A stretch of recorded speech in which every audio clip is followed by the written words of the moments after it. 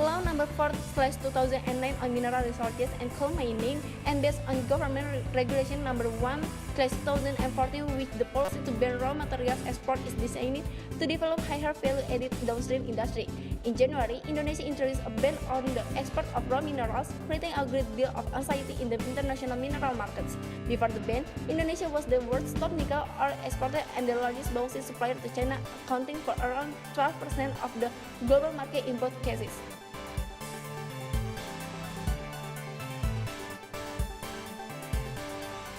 Banyak perusahaan tambang di Indonesia yang mengurangi produksinya akibat dari kebijakan ini kan Pak. Kayak seperti Freeport, dia akibatnya tuh mungkin akan terjadi PHK di perusahaan tersebut.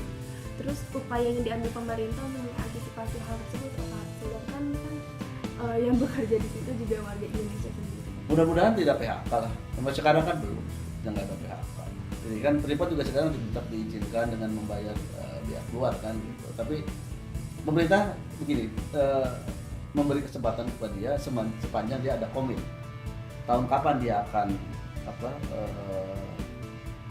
diolah di dalam negeri. Dan saya baru baca berita juga koran tadi bahwa sudah ada kemajuan, dia akan membangun smelter di Indonesia. Sebetulnya kan dia juga udah mengolah 30% di smelter Gresik gitu. Diharapkan yang 70%-nya itu ada pabrik pengolahan yang mampu untuk mengolah, sehingga diharapkan 100% diolah gitu. Itu apa harapan pemerintah ke depannya dengan diberlakukan kebijakan ini? Dan menurut Bapak sendiri, apakah memang sudah saatnya Indonesia memberlakukan kebijakan ini dan mengapa? Ya, seharusnya sangat iya, karena udah sangat lama kan industri tambang kita udah lama sekali. Misalnya Freeport juga dulu kan investasi Indonesia misalnya tahun 1968 gitu ya. Sekarang udah tahun 2014, jadi udah sangat lama sekali. Sudah wajarnya lah Indonesia itu menikmati hasil tambangnya sendiri. Jadi kan ini selama ini kalau kita mengekspor bahan galian, bahan bakunya kan yang menikmati di sana misalnya Jepang, Spanyol dan sebagainya gitu ya. Di sana ada pabrik bagus, sementara mungkin juga bahan galian yang misalnya kan ada bahan nikel yang ikutannya mungkin itu tidak bisa manfaatkan. Kalau nanti dengan dibangun di Indonesia, kalaupun misalnya bahan galiannya nanti belum ada diolah, ya udah, tapi ditaruh aja di Republik ini gitu. Suatu saat ada teknologi yang bisa mengolah, terus harga lebih ekonomis kan bisa diolah lagi di dalam negeri. Dengan perubahan ini juga pasti banyak juga yang mungkin akan melakukan protes, dan bagaimana pemerintah menanggulangi gitu, mengatasi. Ya protes sih awal-awalnya ada lah, tapi sekarang saya kira udah bisa memahami ya kebijakan pengeluaran kebijakan karena ini didukung oleh semua di parlemen juga didukung gitu. Jelas undang-undang itu kan harus dilaksanakan, setiap warga Indonesia harus melaksanakan itu. Walaupun memang itu di awalnya banyak sekali protes kepada kementerian kita bahwa dia pengennya masih tetap berlanjut. Tapi kan kalau tidak dimulai sekarang kapan lagi gitu. Ini pertanyaan terakhir mungkin Pak.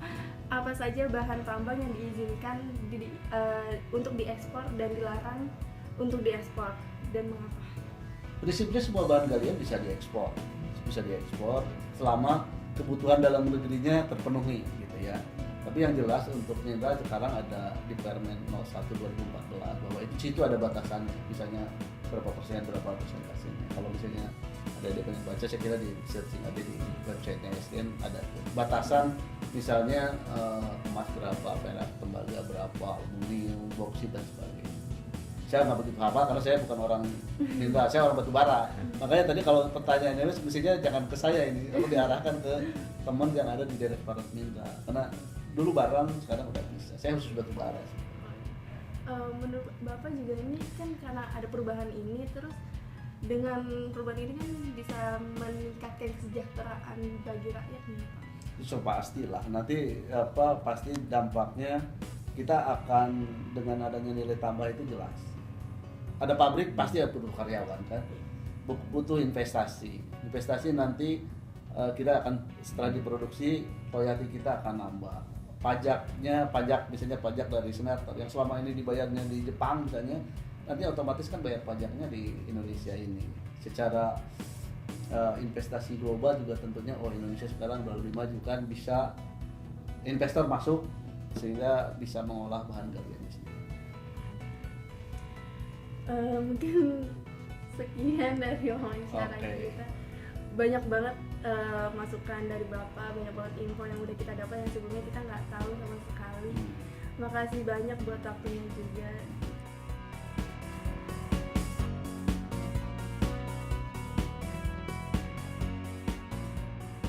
Hello guys, my name is Hadidin Octavian, and today I will give my opinion about this mining policy and ban exports. Well, I'm so agree for that policy because if we ban raw material export, it means the material will be processed in Indonesia.